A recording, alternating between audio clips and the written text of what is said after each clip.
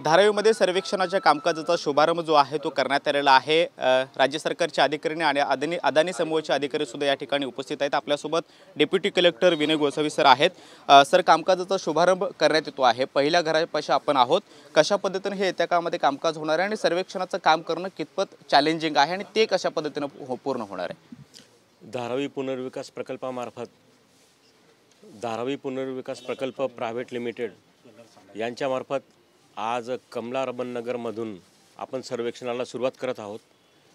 येणाऱ्या 6 ते 8 महिन्यामध्ये हे सर्वेक्षण पूर्ण करण्याचा आमचा मानस आहे आणि त्यानंतर पात्र अपात्राची यादी लवकरात लवकर आम्ही लावू आणि सर्व झोपडपट्टीधारकांना लवकरात लवकर याचा लाभ मिळेल असा आमचा मानस आहे। काय तुम्ही अजूनही पालकत्वाची वाट पाहताय? 95,000पेक्षा अधिकच्या कुटुंबाचे आयुष्य आनंदाने भरले आहे। आजच कॉल करा आणि मिळवा फर्टिलिटी ट्रीटमेंटवर सूट आणि सर्वांना द्या आनंदाची बातमी।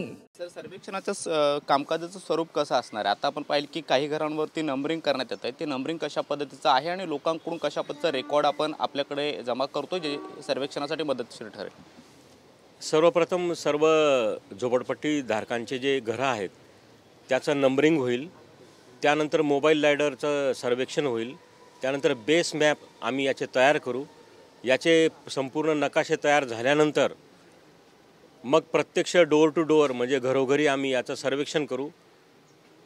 1 जानेवारी 2000 किंवा त्यापूर्वी, त्यानंतर 1 जानेवारी 2000 ते 1 जानेवारी 2011 पर्यंत आणि 1 जानेवारी 2011 नंतर ते 15 नोव्हेंबर 2022 पर्यंत अशा विविध टप्प्यांमध्ये कागदपत्रांचा आपण याच्यामध्ये कलेक्शन करू आणि त्यानुसार मग याची पात्रता अपात्रताची निश्चिती होईल।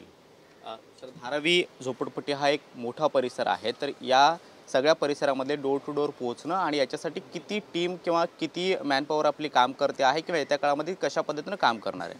नाही, संपूर्ण मॅनपॉवर आपल्याकडे अवेलेबल आहे। धारावी पुनर्विकास प्रकल्प प्रायव्हेट लिमिटेडचे अंदाजे 40 टीम याच्यामध्ये असतील। सुरुवातीला जे नंबरिंग आहे ते 10 ते 12 लोक याचं नंबरिंग करतील। त्यानंतर मोबाईल लॅडर सर्वेक्षण होईल। त्यानंतर बेस मॅप तयार होतील। नंतर डोर टू डोअर जे सर्वेक्षण आहे त्याच्यामध्ये 40 टीम असतील। त्याच्यामध्ये एका टीममध्ये कमीत कमी 4 सदस्य असतील आणि जसं जसं हे सर्वेक्षण पुढं जाईल या टीमची संख्या आम्ही वाढवू आणि लवकरात लवकर याचं आम्ही सर्वेक्षण पूर्णत्वाला नेऊ। काही टप्पे निश्चित करण्यात आलेले आहेत धारावी झोपडपट्टीच्या वेगवेगळ्या परिसरांचे जिथे ही टीम काम करते आहे की एकाच वेळी? टप्पे वगैरे काही नाही आहे। सुरुवात याची कमला रमण नगरपासून आपण करत आहोत।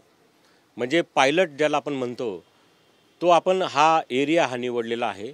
याच्यानंतर जोरामध्ये आपण वेग पकडू आणि जास्तीत जास्त टीमची संख्या वाढवून 6 ते 8 महिन्यामध्ये पूर्ण धारावी अधिसूचित क्षेत्र धारावी नोटिफाईड एरिया याचं आपण पूर्ण सर्वेक्षण पूर्ण करू। सर, एक शेवटचा प्रश्न, सर्वेक्षणाचं काम करत असताना धारावीकरांना विश्वासात घेणं आणि त्यांच्याकडून योग्य ती माहिती आपल्याकडे उपलब्ध करून घेणं, त्यांच्याशी योग्य बातचीत करणं, हे कशा पद्धतीचं आपण काम करणार आहोत? कारण डोर टू डोअर पोहोचून त्यांच्याकडचं जे काही अवेलेबल रेकॉर्ड आहे ते आपल्याकडे ठेवणं ते सर्वेक्षणामध्ये अत्यंत महत्त्वाचं ठरणार आहे। आत्ताच आपण पाहिलं की गणपती मंदिरामध्ये सुरुवात करून लोकांचा उत्स्फूर्त प्रतिसाद कसा होता। कारण DRPPLच्या टीमने IEC म्हणजे इन्फॉर्मेशन एज्युकेशन कम्युनिकेशन ही जी ॲक्टिव्हिटी आहे ही खूप जोरात राबवलेली आहे आणि याचं उत्स्फूर्त आपण प्रतिसाद या गणपती मंदिरामध्ये आपण स्वतःच बघितलेला आहे। त्याच्यामुळे अजून नव्याने काय सांगण्याची गरज नाही आणि लोक स्वतःहून उत्सुक आहेत। खरं तर ही नोटीस लावल्यापासून आम्हाला प्रत्येक एरियातनं कॉल येत आहेत की तुम्ही आमचा एरिया का नाही निवडला। पण हा रेल्वेचा एरिया निवडण्याचं कारण असं आहे की मूळ जो धारावीचा एरिया आहे याचं पुनर्वसन करण्यासाठी आपल्याला जागेची आवश्यकता आहे आणि जागेची आवश्यकता म्हणजे की रेल्वेची जी लँड आहे ती 45 एकर आपल्याला जी ताब्यामध्ये घ्यायची आहे त्याच्यापैकी 27 एकर आमच्या ताब्यामध्ये आलेली, ज्याच्यामध्ये ह्या जागेचाही समावेश आहे। आणि धारावीचं जर पुनर्वसन करायचं असेल तर सगळ्यात पहिले आपल्याला जागेची आवश्यकता आहे आणि जागेची आवश्यकता आपल्याला ह्या रेल्वेच्या जमिनीवरनं होणार आहे आणि म्हणून मुद्दामून आपण रेल्वेच्या जमिनीपासून याची सुरुवात करत आहोत। या जागेव्यतिरिक्त पुनर्वसनासाठी काही जागा निश्चित करण्यात आलेल्या आहेत का जिथे धारावीकरांचं पुनर्वसन येत्या काळामध्ये होऊ शकतं?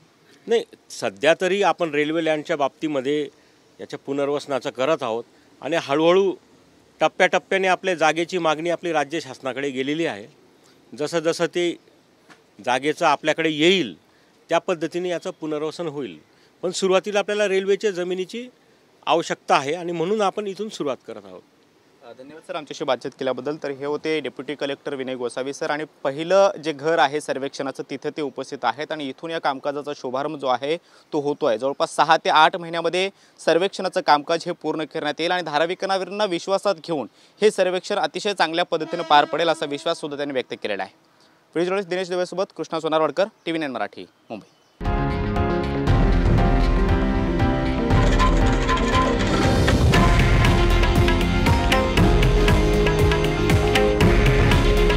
हे आहे देशातील नंबर 1 न्यूज नेटवर्क आणि आपण पाहत आहात TV9 मराठी. काळजी तुमची, हित महाराष्ट्राचं.